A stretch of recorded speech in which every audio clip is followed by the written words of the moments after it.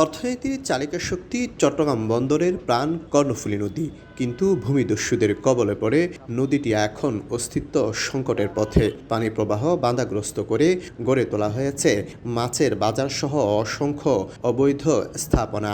নদীতে মালামাল টানার কাজ করা সাম্পান মাঝিদের অভিযোগ, খোদ চট্টগ্রাম বন্দর কর্তৃপক্ষই 2016 সালে ক্যাপিটাল ড্রেজিংয়ের নামে নদীটির অনেকাংশ ভরাট করে। পরে রাজনৈতিক প্রভাব খাটিয়ে ইজারা নিয়ে শাহ আমানত সেতুর পশ্চিমে অবৈধভাবে নতুন ফিশারি ঘাট গড়ে তোলেন সাবেক মেয়র আজম নাসির উদ্দিন। এখানে শেষ নয়, বন্দর কর্তৃপক্ষের সহায়তায় রাজনীতিবিদরা ক্ষমতার অপব্যবহার করে সেতুর পূর্ব পাশে গড়ে তোলেন বিশাল বালুমহাল। উভয় পাশে ধীরে ধীরে গড়ে ওঠে অবৈধ বসতি। চট্টগ্রাম নদী ও খাল রক্ষা আন্দোলনের নেতারা বলছেন, 1985 থেকে 2021 পর্যন্ত 36 বছরে নদীর প্রশস্ততা কমেছে 542 মিটার।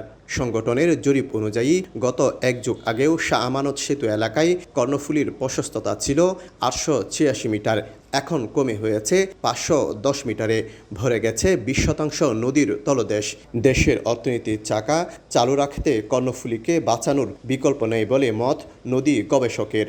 হাইকোর্টের নির্দেশে 2019 সালে নদীপাড়ের 200-র বেশি অবৈধ স্থাপনা উচ্ছেদ করেছিল জেলা প্রশাসন।